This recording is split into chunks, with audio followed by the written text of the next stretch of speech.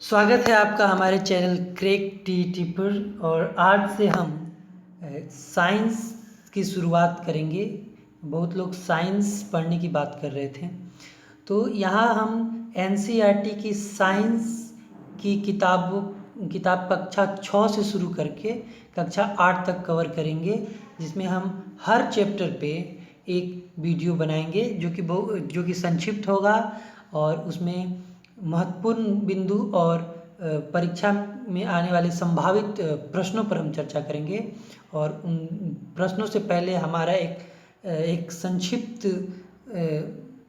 Lecture होगा important topics पे। तो आप इस वीडियो को देखें अंत तक, तभी आपके सारे पॉइंट्स क्लियर हो पाएंगे।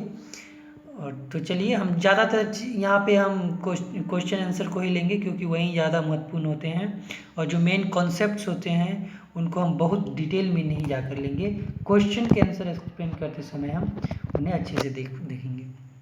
तो चलिए, हम सबसे पहले प्रश्न की ओर बढ़ते हैं, सबसे पहले कंसेप्ट की ओर बढ़ते हैं। तो जो चैप्टर 6 का पहला चैप्टर है, पहले आप इसका नाम जान लीजिए। जो चैप्टर 6 का पहला चैप्टर है वो है food where does it come from, जिसको हिंदी में हम कर सकते हैं भोजन यह कहाँ से आता है। तो चलते हैं हम अपने सबसे पहले महत्वपूर्ण बिंदु पर। तो जो हमारा सबसे पहला महत्वपूर्ण बिंदु है वो है सोर्स ऑफ फूड, भोजन के क्या स्रोत हैं। तो भोजन के स्रोत आपको पता है, हम भोजन प्लांट से, ट्रीज से, एनिमल्स से और अन्य स्रोतों से प्राप्त करते हैं। तो प्लांट्स और ट्रीज से हम बर्ड यानी कली प्राप्त करते हैं, फ्लावर फूल यानी और फ्रूट यानी फल, सीड यानी बीज, लीव्स यानी पत्ते और स्टेम यानी तना और रूट्स यानी जड़ प्राप्त करते हैं। इनका हम बहुत तरह से अपने भोजन के रूप में प्रयोग करते हैं। और एनिमल से हम अंडा और मीट, फ्लेश, मिल्क ये सब प्राप्त करते हैं। और अन्य स्रोतों में ऐसा पूछा जा सकता है आपसे कि प्लांट, ट्रीज और एनिमल्स के अलावा भोजन के अन्य स्रोत क्या हैं। तो इसमें सॉल्ट है और वाटर है, जो ना तो प्लांट से मिलते हैं ना एनिमल से। सॉल्ट हमें समुंदर से मिलता है और पत्थरों से मिलता है, जैसे पत्थरों से हमें सेंधा नमक और काला नमक मिलता है, उसी तरह वाटर हमें वर्षा के जल से मिलता है, समुद्रों से और नदियों से मिलता है, और नलकूपों से आदि स्रोतों से मिलता है। तो ये बिंदु आप लगभग सभी को पता ही होगी, लेकिन फिर भी एक संक्षिप्त रूप से जानना जरूरी है। और दूसरा महत्वपूर्ण बिंदु है types of animals on the basis of eating habit, खाने की आदतों के आधार पर जंतुओं के प्रकार। तो यहाँ जब हम एनिमल कहते हैं तो हम उसमें मनुष्य को भी शामिल कर रहे हैं, क्योंकि मनुष्य भी जंतु ही है।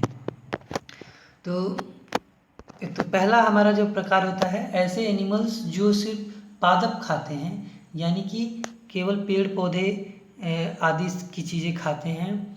और ऐसे एनिमल्स को हम हर्बीवोरस यानी शाकाहारी कहते हैं।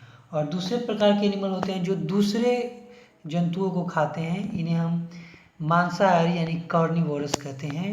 और जो एनिमल्स दोनों ही, अर्थात वो पेड़ पौधे का भी भोजन के रूप में सेवन करते हैं और दूसरे जानवरों को भी खाते हैं, उन्हें ओमनीवोरस कहते हैं यानी सर्वाहारी कहते हैं। उदाहरण के लिए शाकाहारी में आप गाय, भेड़, बकरी, घोड़े ले सकते हैं। और कार्निवोरस में यानी मांसाहारी में आपको पता होगा शेर, बाघ आदि आते हैं। और ओमनीवोरस में स्वयं मनुष्य ही आता है, और बाकी और भी जंतु है जो ओमनीवोरस है, जैसे हुआ तलचट्टा, चूहा आदि, कुत्ता, बहुत से एग्जाम्पल आपको मिल जाएंगे।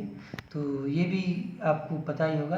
तो अब हम अपने ये सब चीज़ें पता होने के बावजूद भी इससे संबंधित कुछ ऐसे प्रश्न हो सकते हैं जिसमें आप गलती कर सकते हैं, इसीलिए आप प्रश्न उत्तरी पर विशेष ध्यान दें। तो चलिए, हम अपना सबसे पहला प्रश्न से शुरू करते हैं। तो हमारा सबसे पहला प्रश्न है, given below are names of some animals, नीचे कुछ जानवरों के नाम दिए गए हैं। यहाँ है गोट, बकरी, कॉकरोच, तिलचट्टा, ह्यूमन बींग्स मनुष्य, और एगल्स यानी चील। तो विच of the above animals form a pair of omnivorous, यानी ये सर्वाहारी के जोड़े इनमें से कौन सा एनिमल्स बनाते हैं। तो गोट जो है वो तो मांस नहीं खाती, वो सिर्फ शाकाहारी है। और ह्यूमन बीइंग हम जानते हैं मीट मांस भी खाते हैं और शाकाहारी भी खाते हैं। वो बात अलग है कि कुछ लोग शाकाहारी होते हैं और केवल साग सब्जी खाते हैं, लेकिन ओवरऑल ह्यूमन जो होता है वो सर्वाहारी होता है। और कॉकरोच, शायद मैं आपसे पूछ देता कि कॉकरोच शाकाहारी है मांसाहारी, तो आप कंफ्यूज हो जाते हैं, लेकिन यहाँ आप जान लीजिए कि कॉकरोच सर्वाहारी ही है, वो दोनों ही चीज़ें खाता है। और ईगल जो है वो मांसाहारी पक्षी है, ये भी आप जान लें। कुछ लोग कंफ्यूज हो सकते हैं क्योंकि वो पक्षी है, तो पक्षी तो शाकाहारी चीज़ भी खाते हैं, लेकिन ईगल वैसा नहीं है, ईगल पूर्ण रूप से मांसाहारी है। तो हमारा ऑप्शन होगा ह्यूमन बीइंग और कॉकरोच। तो ये हमारा ऑप्शन होगा ऑप्शन बी, 2 और 3। तो हम अब अगले प्रश्न पे चलते हैं। Honey bee makes honey from, यानी हनी बी मधुमक्खी जो है हनी किस चीज़ से बनाती है? पोलन, यानी पोलन जो कि फूलों में पाया जाता है, जिसे संभवतः प्रजनन की प्रक्रिया होती है, संपन्न होती है। और पेटल्स जो होते हैं, पंखुड़ियाँ जो होती है फूलों में, उसे हम पेटल्स कहते हैं। और जो नेक्टर्स होते हैं वो भी फूलों में पाया जाता है, जिसे मधुमक्खी खींचती है, वो जूशी होता है। तो उसी का प्रयोग हम हनी बनाने में यानी मधु बनाने में करते हैं। और बर्ड्स की जहाँ तक बात है, वो जो कलियाँ होती हैं फूल को, हम उनको बर्ड्स कहते हैं। तो हमारा ऑप्शन होगा नेक्टर। नेक्टर से हम हनी बनाई जाती है, ये याद रखें, इससे प्रत्यक्ष रूप से प्रश्न पूछे जा सकते हैं। अगला प्रश्न है below are names of some animals. यहाँ कुछ जानवरों के नाम दिए गए हैं। कौ, गाय, सीप, भेड़, हॉर्स, घोड़ा, ऑक्स, बैल। Which of the above are source of milk for human being. इन ऊपर लिखित जानवरों के नाम में से कौन से मनुष्यों के लिए दूध के स्रोत हैं? तो बैल तो हो नहीं सकता है, और घोड़े का दूध का सेवन हम नहीं करते हैं, और घोड़ा ऐसे भी दूध नहीं देता है, घोड़ी दूध देती है। और कौ जो है दूध देती है, ये तो सब जानते हैं। और सीप का भी दूध मनुष्य यूज़ करते हैं, भले हम लोगों में से बहुत सारे लोग नहीं करते हैं, लेकिन इनका भी दूध प्रयोग में आता है। तो हमारा ऑप्शन होगा 1, 2, यानी 1, 2, ये बी हमारा ऑप्शन होगा। चलिए अगले प्रश्न की ओर चलते हैं। हमारा अगला प्रश्न है गिवन बिलो इस लिस्ट ऑफ एडिबल प्लांट्स। यहाँ कुछ खाने वाले पेड़ पौधों के नाम दिए गए हैं, जिसमें बनाना है, पंपकिन है, बनाना केला, पंपकिन जिसको शायद कोहड़ा कहते हैं लोकल भाषा में, और लेडीज फिंगर यानी भिंडी, ब्रिंजाल मतलब बैगन। तो इनमें से विच पेयर्स ऑफ प्लांट्स हैव 2 और मोर एडिबल पार्ट्स, मतलब ये जो पेड़ पौधों के नाम दिए हैं, इनमें से कौन से ऐसे 2 हैं, जोड़े हैं, जिनके एक से ज़्यादा पार्ट्स, जिनके एक से ज़्यादा भाग खाए जाते हैं? तो यहाँ आप जान लीजिए कि बनाना का फल तो हम खाते हैं, केला का फल तो हम खाते हैं, लेकिन केले का फूल और केले का तना भी खाने में प्रयोग में लाया जाता है। और पंपकिन जो है उसका सब्जी के रूप में तो हम खाते हैं, लेकिन पंपकिन के फूल को भी हम कुछ व्यंजक बनाकर खा सकते हैं, यानी खाया भी जाता है। और लेडीज फिंगर का तो सिर्फ सब्जी बनता है उसके फल का, और ब्रिंजाल के भी फल का सब्जी बनता है, इसका बस एक ही पार्ट यूज में आता है। और इन दोनों के एक से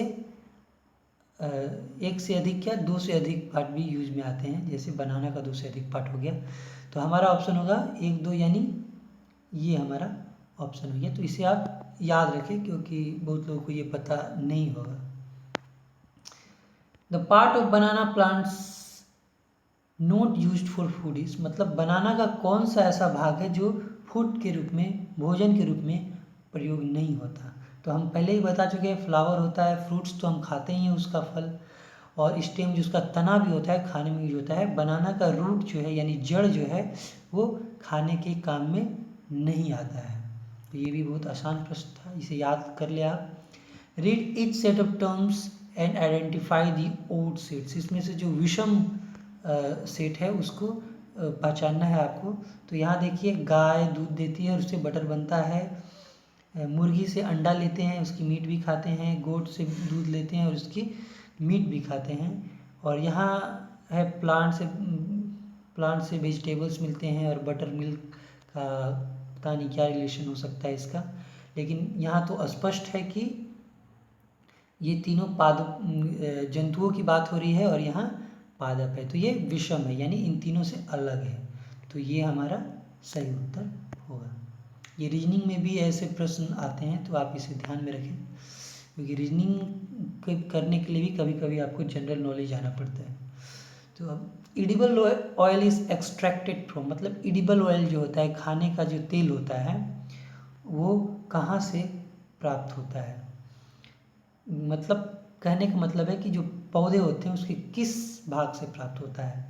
पेटल्स, पंखुड़ियों से तो प्राप्त नहीं होता है, फल से भी प्राप्त नहीं होता है, और सीड्स से प्राप्त होता है। तो हमारा उत्तर सीड्स होगा, क्योंकि जड़ों से भी प्राप्त नहीं होता है। जो बीज होते हैं, जैसे सरसों का तेल सरसों के बीज से बनता है, बादाम का तेल बादाम के बीज से बनता है। तो यहाँ उत्तर हमारा बीज ही होगा, यानी खाने वाले तेल बीज से ही बनते हैं। तो ये हमारा सेशन ख़त्म होता है। तो अगर आपको ये वीडियो अच्छा लगा तो इसे लाइक करें, हमसे जुड़े रहने के लिए चैनल को सब्सक्राइब करें, और आगे की वीडियोस की नोटिफिकेशन पाने के लिए आप हमारे सब्सक्राइब बटन के बगल में बेल आइकन को जरूर दबा दें। तो इतना कहकर आपको बहुत बहुत धन्यवाद। मिलते हैं अगले वीडियोस में, तब तक के लिए।